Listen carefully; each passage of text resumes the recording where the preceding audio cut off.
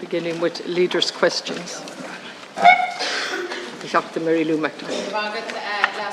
The Taoiseach, rents have soared to unaffordable levels in the decade that Fine Gael has been in power. The latest daft.ie report is a nightmare read for workers and families caught in the private rental trap. The report shows that new rents across the state increased by nearly 14% in 2022. All counties, bar one, saw double-digit increases, and some of these increases are frightening. Mayo up 21%, Roscommon up 20%, Galway up 19.4%, and the average rent now stands at a staggering €1,733 a month. Here in Dublin, it's even worse, with tenants paying on average €2,293 per month. These are extortionate sums of money, and there's worse to tell of still. There are apartment blocks being built now where the asking rents will be even higher again. Indeed, in my own constituency, there are 3-bedroom apartments newly built where people are asked to fork out nearly €4,000 a month in rent. That's €48,000 a year just for rent. And meanwhile, what people are being offered for their hard-earned money is beyond a joke. €625 per month for a bunk bed in a room with 3 other people. That's this one, Taoiseach. $1,880 per month for a room the size of a parking space where you pull your bed down. That would be that one, Taoiseach. €1,100 per month for a bedroom, use of the kitchen and utility room, but the rest of the house is off limits. That's in County Kildare, and that's this here. It's soul-destroying stuff. The rent crisis has had a devastating impact on the lives of an entire generation. People in their late 30s and 40s stuck in house shares because they can't afford to rent a place of their own. Young people unable to move out from their parents' homes because they haven't a chance of renting.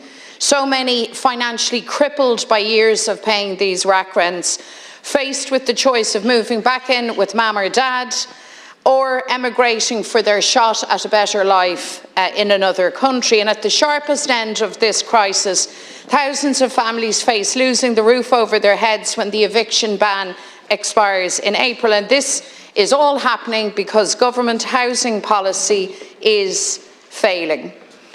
Week after week, you come in here, Fianna Fáil and Fine Gael, and gaslight Ireland's renters by telling them that your housing plan is working. But how you can make that claim to people who hand over the lion's share of their income and rent, and who then see the rest of their income gobbled up by sky-high energy bills, childcare fees, grocery bills, is beyond me. Renting in Ireland means that your life and your aspirations are on hold. You wonder when the next rip-off hike is going to happen, or when the landlord might tell you to get out. It is no way to live. Léiríonn Gercéim na Gíosna atá ag airí níos measa te policy tíochta an rialtas, ní mór den rialtas gníomhú inis chun ciasóirí a cosint. Cílann sé sin cosca chur ardatha ciasa agus cos díbert a chinú amach. Renters are now at breaking point, and it's the job of government to protect them. So Taoiseach, I want to ask you to do 3 things. Firstly, legislate urgently to ban rent increases for 3 years. Secondly, deliver a meaningful cut in rent by putting a month's rent back into tenants' pockets through a refundable tax credit. And thirdly, extend the ban on evictions until the end of the year. Agat heachtas quid ceist sé tíocht a cách an planetá going chun éireachtaí a curvhaim a cinnte go bhfuil reachtáin ag gach duine heocht ard caighdeán chun cósaíocht a thuirt do ciasóirí agus go bhfuil cosant do dhaoine atá i mbaol a bheith an dídain. Is cuid dar cultúr agus dar star í úníochtaí. Ní féidir in ghlachu nach méid daoine an ann a géad teacha ceannach go méid siad gravatha a gasta cias. Deputy, I want to thank you at the outset for your question.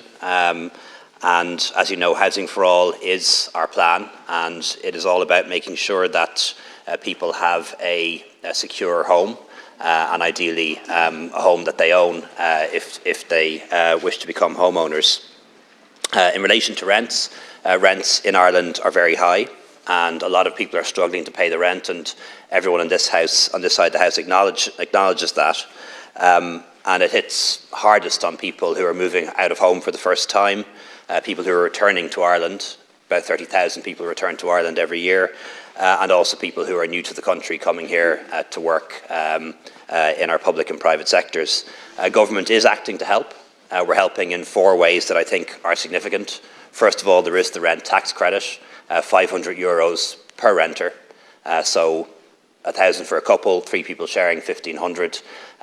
We've had 170,000 applications already for that rent tax credit, and really would encourage people who haven't applied to do so.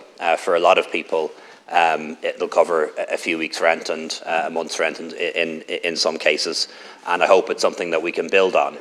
I think hopefully it's something we can build on in future budgets. Also, we have cost rental, something that's been talked about for a long time, initiated by the last government, being made a reality under this government, and that is the provision of cost rental housing that people can rent with secure tenancies at a much lower rent than the market rent. And we want to scale that up a lot over the coming years, and we intend to do exactly that. There are the rent pressure zones, which most renters are covered by, mean that rent increases are between 0 and 2% a year. And as the DAFT report, which you referred to earlier on, shows that for sitting tenants, for existing tenants, that's the vast majority of tenants, rents rose by about 3.8% in the past year, much lower than that figure of 13.7%, which refers only to new-to-market tenancies. And of course, we're helping people to buy. And that's, in my mind, the most significant thing, because we want people to become the owners of their own homes. About 70% of people in Ireland do own their own home. I'd like to see that figure much higher, and it's certainly nowhere near that figure for younger people. It's probably around half that, and that's why we want to see more people buying their own home, and that's why we're helping. There's the Help to Buy scheme, for example, people getting 2 years of their income tax back so they can buy their own home. That's something that you've promised to take away from first-time buyers. And now we have First Home as well, for people who can get a mortgage but not enough to buy the house. The gap can be bridged through the First Home scheme, and again something that Sinn Féin has promised to take away if you get into government, and that's why we need to make sure that those schemes stay in place. Thank you. Well, I have just set out for you what is the reality for so many people. I mean, this is now beyond crisis mode. €640 a month for a bunk bed, sharing with 3 other people in a small bedroom, 4 people in one room. So where does this end? Where does this stop? At what point does reality dawn, Taoiseach, and do we see the necessary actions? So you've set out what you've done under your plan, Housing for All. It's not working, and any renter, ask anyone out there who lives in the real world, and they will tell you the magnitude of your failure, because they live that failure every single day. So I want to put it to you again that you need to do 3 things.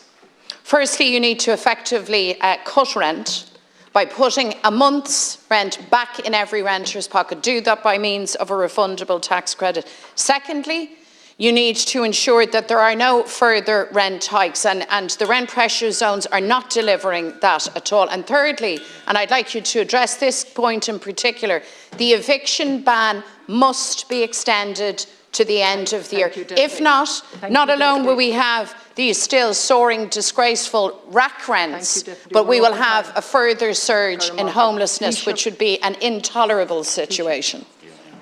Thanks, Deputy. We are acting on this.